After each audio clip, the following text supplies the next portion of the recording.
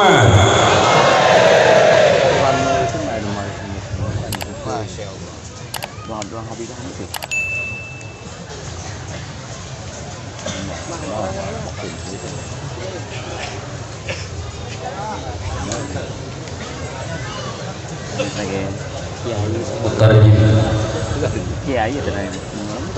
Alhamdulillah alladzi la yuhmadu ala makruhin siwa. Asyhadu anna Allahu alladzi la ilaha illa huwa khalaqakum fi atammi surah wa talaba minkum an tashkuruhu fi atammi surah. Allahumma salli wa sallim ala sayyidina Muhammad as-suratan muntaqah li syukril ilah.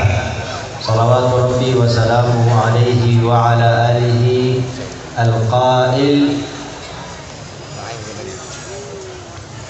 Ashkurullah lima yaghdukum bihi min ni'amih. Ahibbullaha lima yaghdukum bihi min ni'amih. Wa ahibbuni lihubbillah wa ahibbu ala baiti lihubbihi. Fadilatul mudarrisin wal mudarrisat wa ala ra'sihim sahibul ma'had al-Kiai al-Haj Abuya al-ikhtisar la ahfadhu lakin al-Kiai Tahawi Ramli Ibn al-Haj al-Kiai Dimyati hafizahullah wa ra'ah wa jami'al usrah wal muqarrabina minhu.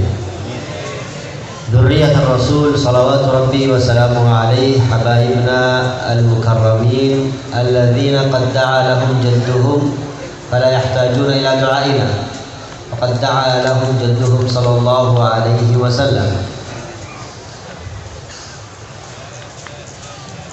bil arabiyyah. Hadirin dan hadirat yang dirahmati oleh Allah Subhanahu wa taala. Tidak ditunggu. Dia bisa Indonesia. Ya, terus. Cuman hafal 2 kata aja. Jangan diketawain, hilang.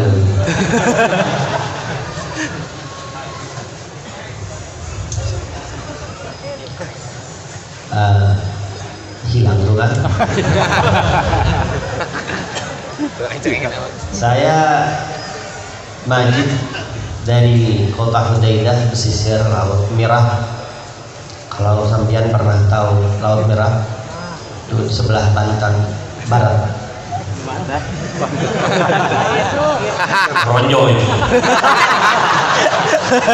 Dari kota Hudaidah pernah belajar di daerah Habaib di Hadramaut. Masuk di Indonesia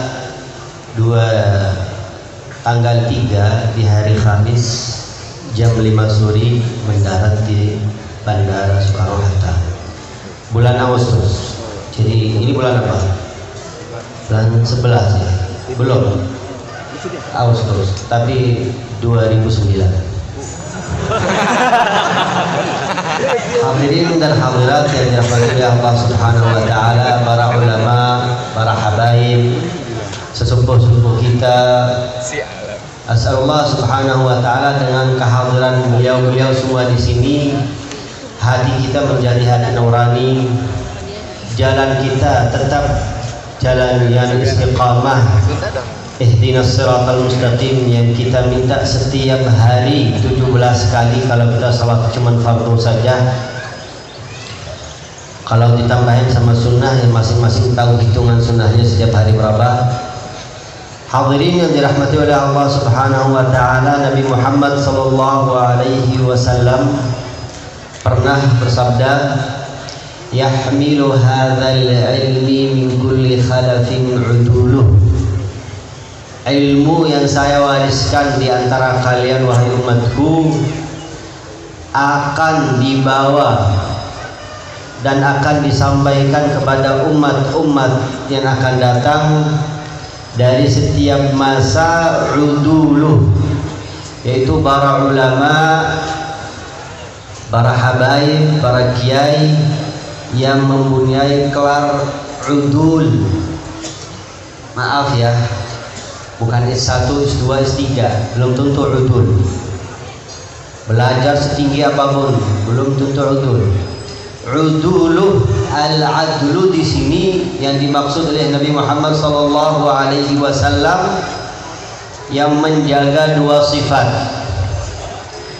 Lidahnya tidak pernah caci maki, tangannya tidak pernah ikut campur membunuh seorang. Hafidha lisanahu minadh dhammi wa hafidha yadahu minad dam wa hafidha qalbahu minal ham. Lidah dijaga dari caci maki, tangan dijaga dari tumpahan darah, hati dijaga dari gelisah dan susah. Tiga sifat tersebut kalau ada di seorang, maka seorang tersebut menjadi uduluh yang membawa ilmu Rasulullah sallallahu alaihi wasallam dan kemudian disebarkan di antara masyarakat kita. Contoh yang paling nyata yang seperti mana tadi disebut oleh para habib kita, ya, bahwa ulama Hadramaut yang membawa agama Islam ke negara kita tercinta. Sudah ikut negara kita, ke negara kalian saya belum. Kita di Asisi. Amin. Saya nanti akan melakukan permohonan menjadi warga negara Indonesia. Amin. Di negara kita yang tercinta ini yang membawa agama Islam tanpa tumbahan darah, tanpa penakluk seperti yang tadi dibicarakan oleh Habib kita, itu adalah contoh yang paling nyata membawa agama Islam adalah ulama-ulama yang mempunyai kelar uduluh adl. Lidah tidak pernah caci maki sama sekali, apalagi di mimbar, apalagi di ceramah, apalagi sampai direkam dan diabadikan sayyi'ah jariyah.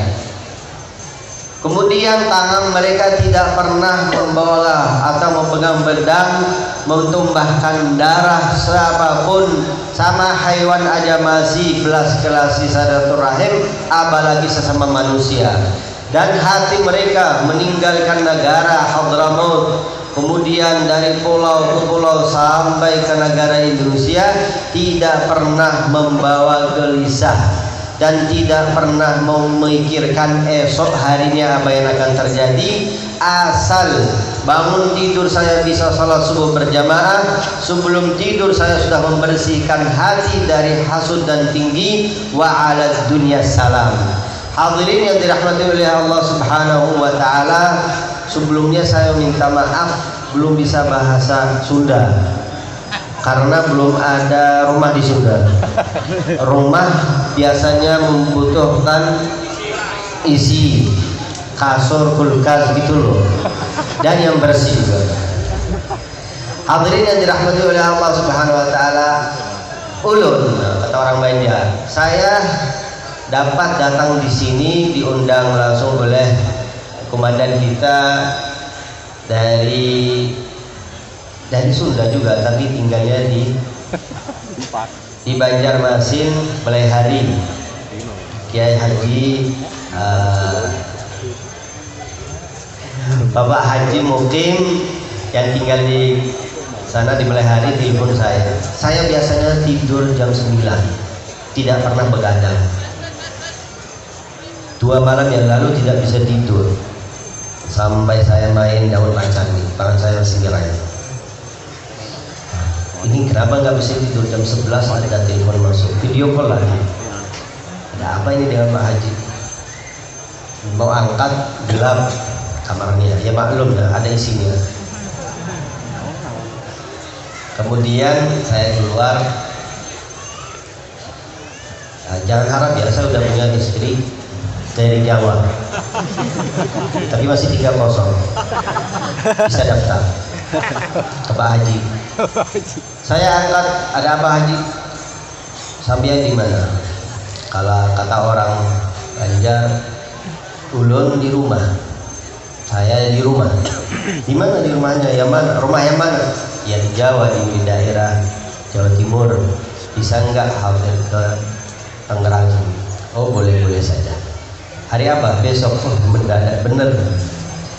Saya kemudian alhamdulillah sempat naik bis ternyata daripada 8 jam menjadi 13 jam. Ini dapat bonusnya 3 jam masuk servis. Bisnya sendiri nggak mau, namanya laju berimat, ternyata nggak laju, dia mundur. Hadirin yang dirahmati oleh Allah Subhanahu wa taala, yang kita meraih haulnya hari ini Syekh Abdul Qadir Al-Jailani termasuk salah satu udul yang membawa ilmu Rasulullah sallallahu alaihi wasallam di abad beliau. Dan tadi sudah kita dengar kisah-kisah beliau, karamah-karamah beliau yang dibaca oleh Abuna Al-Kiai Haji sudah Guru Mudi. Beliau tadi sudah Masya Allah panjang lebar untuk membahas karamah-karamah Syekh Abdul Qadir Al-Jailani. Yang paling unik, beliau tidak mendapatkan ilmu tersebut sebelum benar-benar mengkoreksi diri. Kata orang tasawuf, ismuhu al-muhasabah wal-uzlah was-siyahah. Jalan di padang basir berhari-hari, berminggu-minggu, dia hanya mau menemukan siapa sebenarnya diri saya. Seperti yang dikatakan tadi Habib kita yang dari Bangka Belitung, kakek saya, wali, jin saya, siapa saya. Nah, untuk mengetahui siapa kamu bisa diketahui itu ketika kamu diajak marah, dimancing emosinya. Kalau kamu pemancing berarti belum tahu siapa kamu. Kata Sayyidina Ali bin Abi Thalib, aneh anak Adam. Aneh anak Adam, bisa marah, bisa ini, bisa itu, sedangkan dia belum sadar dirinya siapa. Kamu diawali dari setetes air mani, nutfah, setetes air mani. Nanti kemudian kamu akan menjadi jifah khadirah, bangkai mayat yang tidak akan dibiarin di rumah seminggu. Biar kamu dicinta sama istri, biar kamu dicinta sama anak cucu kamu, tapi kalau sudah wafat tidak mungkin diabadikan di rumah. Paling lama suri sudah dikubur karena mereka nggak tahan bau badan kita setelah kita wafat. 3 hari ke depan, 4 hari, seminggu ke depan kita sudah baunya tidak bisa sama sekali dicium. Itulah kamu wahai anak Adam. Dan di antara nutfah, tetes air mani, dan jifah khadirah yaitu bangkai mayit, di antara itu setiap hari kamu masuk kamar mandi untuk membuang air besar. Itulah kamu wahai anak Adam. Apa yang kamu bisa sombongkan? Kemarin minggu yang lalu saya hadir acara di Batu. Kemudian yang ceramah satu Habib yang luar biasa. Mungkin di sini belum pernah masuk atau sering masuk. Habib kita dari Jawa Tengah, Habib Umar Mutahhar. Beliau menceritakan siapa anak Adam. Kalah anak Adam kalau mau lihat apa yang hasil mulutnya atau apa hasil mulut yang satu lagi. Kita kalah sama lebah, dari mulutnya keluar yang mahal. Kita kalah sama burung walet.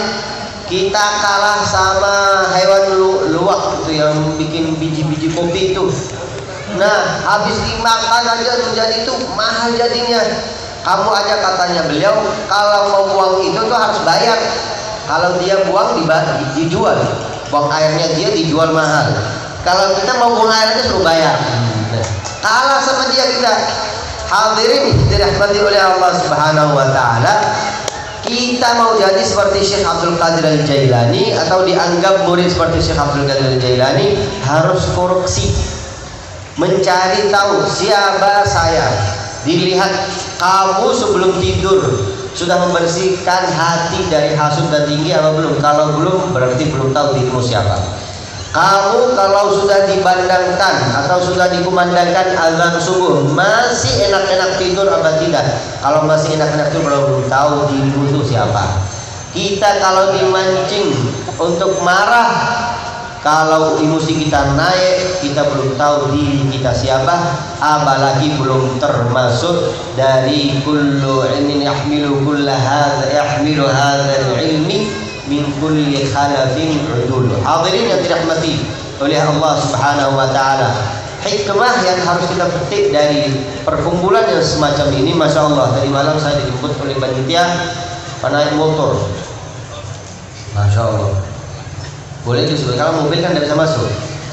Untuk saya lihat ada apa ini, masuk. Sepanjang perjalanan tadi itu ada umat sebelah kanan kirinya. Tak kira ada apa, ternyata semua hadir acara ini. Berarti saya bisa katakan belum pernah di Indonesia saya hadir majelis manusia lautan seperti ini. Sama sekali. Seperti yang dikatakan tadi oleh Habib kita As-Saggaf, bahwa semuanya kalian diundang oleh Syekh Abdul Qadir Al-Jailani. Itu memang kalau bahasa lihatannya itu masa sih bisa mendapat sambian undangan dari Syekh Abdul Qadir. Ada, coba tunjukin ke saya. Ada undangan. Maksud beliau, al-hadirin di sini semuanya diringankan kakinya untuk menghadiri di sini. Itu adalah satu tanda taufik Allah Subhanahu wa taala yang diberikan kepada kita untuk menghadiri acara haul Syekh Abdul Qadir Al-Jailani dan haul yang ke-60 berapa? 4 dari Kiai Haji Dimyati. Hadirin yang dirahmati oleh Allah Subhanahu wa taala, di acara di sini kita harus petik hikmah bahwasanya kita di dunia ini seperti yang dikatakan tadi itu tidak lama. Di dunia ini kita tidak lama, sebentar lagi kalau kita wafat nanti malam berarti hidup kita cuma semalam. Kalau kita wafat esok hari berarti kita hidup kita cuma 24 jam. Kalau kita wafat beberapa minggu ke depan berarti hidup kita cuma sebentar aja. Yang kita harus siapkan adalah masa depan kita, dan masa depan kita dijamin oleh Allah Subhanahu wa taala dan sudah dicatat oleh malaikat. Waktu ruh ditiup oleh malaikat, waktu kita masih di perut ibu kita. Waktu kita masih di perut ibu kita sudah ditiup 4 kalimat. Ditulis 4 kalimat. Kita lahir tanggal berapa, kita wafat tanggal berapa, amal ibadah kita apa saja, kita termasuk ahli surga apa tidak. Nah, yang saya mau bawakan ke kalian petik hikmah atau oleh-oleh lah dari Yaman. Seperti sabda Nabi Muhammad sallallahu alaihi wasallam, "Ja'akum ahlul Yaman hum araku quluban wa alyanu afidah." Telah datang kepada kalian wahai sahabat orang-orang penduduk Yaman yang mana mereka terkenal dengan lembut hati. Kalian wahai orang Tangerang, di hari ini setelah datang kepada kalian ahlul Yaman habaibna, dan saya pribadi datang ke sini membawa oleh-oleh. Apa saja itu oleh-olehnya? Nabi Muhammad sallallahu alaihi wasallam pernah mengglobalkan, singkat cerita seperti yang dikatakan dari tadi Habib kita. Singkat ceritanya, hidup kita ini adalah satu. Barang siapa yang taat kepadaku akan masuk surga, dan barang siapa yang tidak taat dia enggan, dia moh, kata orang Jawa, tidak mau masuk surga. Sahabat heran, aneh ya Rasulullah, memang ada manusia wajar diajak masuk surga dia nggak mau masuk? Hadirin yang dirahmati oleh Allah Subhanahu wa taala, bapak-bapak yang di sini, kalau diminta atau ditawarin mobil baru Innova mau nggak? Nggak mau saya, berarti ini nggak waras orangnya seperti itu. Ini ada orang diajak masuk surga sama Nabi Muhammad SAW, dia nggak mau masuk. Maka sahabat heran, bertanya kepada Nabi, ya Rasulullah, siapa yang diajak masuk surga dia nggak mau? Maka Nabi kasih kesimpulan, poin. Yang taat kepadaku berarti dia mau masuk surga, yang tidak taat kepadaku dia tidak mau masuk surga. Dari hadis tersebut itu ada 2 pelajaran. Pelajaran pertama, masing-masing bisa tahu perilaku kita, hal-hal yang kita lakukan 24 jam. Apakah itu ikut contoh Nabi Muhammad atau tidak? Kalau ikut, bahagia kamu termasuk ahli surga. Kalau tidak ikut, masih punya kesempatan untuk mencontohi Nabi Muhammad SAW. Yang kedua, bahasa, lafaz yang dikeluarkan oleh mulut Nabi Muhammad SAW itu harus digarisi bawahnya. Nabi Muhammad bilang sallallahu alaihi wasallam, taat kepadaku masuk surga, dan tidak taat kepadaku tidak mau masuk surga. Kan secara logika, taat kepadaku masuk surga, tidak taat kepadaku akan masuk kalau taat kepadaku masuk surga, tidak taat kepadaku masuk. No, kalian yang bilang, Nabi Muhammad yang bilang. Nabi Muhammad SAW bilang, taat kepadaku masuk surga, tidak taat kepadaku tidak mau masuk surga. Berat bagi Nabi Muhammad SAW menyebut nama sebelah untuk umatnya. Subhanallah, sekarang ada orang berani, yuk ahli, ayo ahli, kalian yang ngomong, mana enggak? Saya ikut contoh Nabi Muhammad, saya ikut sebelah lah. Subhanallah, berani seperti itulah, sudah beda aliran sama Nabi Muhammad. Nabi Muhammad SAW sudah jelas, barang siapa taat kepadaku masuk surga, dan barang siapa tidak taat kepadaku tidak mau masuk surga. Padahal hasilnya sama saja sebenarnya, tapi Nabi Muhammad SAW memilih kosakata yang indah, memilih kosakata yang lembut, memilih kosakata yang menyenangkan hati yang dengar. Pelajaran yang kita ambil dari sini mulai bawa pulang oleh-oleh, bahwa timbangan tersebut kita melihat, nah ini saya mau maju melakukan hal tersebut, hadiri haul, itu kira-kira ikuti mencontoh Nabi Muhammad apa tidak? Di situ ada zikir, ada salawat, ada jamaah, ada ketemu bareng. Oh, alhamdulillah saya mau ke sebelah apa ini? Sebelahnya haul apa? Samping apa? Ya silahkan cari sendiri. Tempat-tempat yang tidak bagus, tempat yang di situ ada ghibah, ada namimah, ada haram, ada aurat terbuka, ada segalanya. Saya mau hadir di situ. Kira-kira itu mencontoh Nabi Muhammad atau tidak? Kalau tidak, jangan dihadiri. Berarti timbangannya sudah dikasih sama Nabi Muhammad. Nih, bawa oleh-oleh kamu. Kemana saja kamu? Di majlis kemana saja? Peningkatan, pendudukan kamu di mana saja, kamu bawa oleh-oleh itu. Bawa timbangan ini. Kalau melihat amal tersebut mencontoh Nabi Muhammad, silahkan dilaksanakan. Kalau tidak, berhenti sebentar. Ini amalan yang tidak diridhai dan tidak disenangi oleh Nabi Muhammad SAW. Jangan sampai engkau melaksanakan.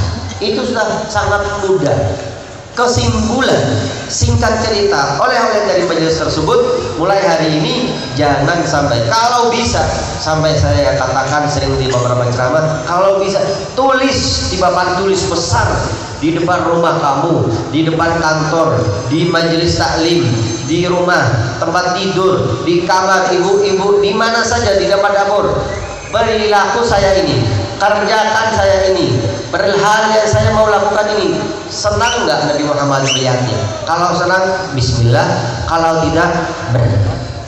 Itu aja, mudah sekali. Enggak usah mendalami kitab Ihya, membaca 40 jilid, susah kita. Zaman sekarang apalagi kita malas nonton HP, kita 2 jam tadi saya lihat orang-orang berdiri, mungkin masya Allah luar biasa mereka berdirinya, tapi masih dilihat singkat.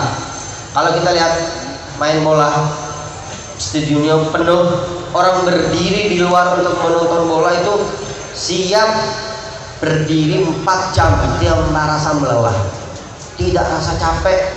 Alhamdulillah di sini kita hari ini menang. Nonton bola kalah sama kita mulai jam 3, bahkan dari tadi malam di sini sudah kita menunggu hadir haul Syekh Abdul Qadir Al-Jailani. Mudah-mudahan Allah Subhanahu wa taala memulangkan kita dari sini dengan catatan yang sudah nol. Sudah mulai lagi amal baik kamu, dosa kamu yang sudah lalu saya sudah ampuni, kata Allah Subhanahu wa taala, an qumu maghfuran lakum qad buddilat sayyi'atikum hasanat. Panggilan catatan yang kita harap dari majelis ini adalah persabda Nabi Muhammad SAW di akhir majelis zikir, di akhir majelis taklim, ada panggilan suara komandan dari Allah Subhanahu wa taala, wahai hadirin di haul ini, silahkan kalian berdiri, silahkan kalian tinggalkan tempat ini, karena dosa kalian sudah saya ampuni, bahkan sudah saya mengganti menjadi amal kebaikan. Maghfuran lahum qad buddilat sayyi'atikum hasanat. Amin Allahumma amin. Kurang lebihnya mohon maaf. Apabila ada kata yang benar diterima, kalau salah dibenarkan.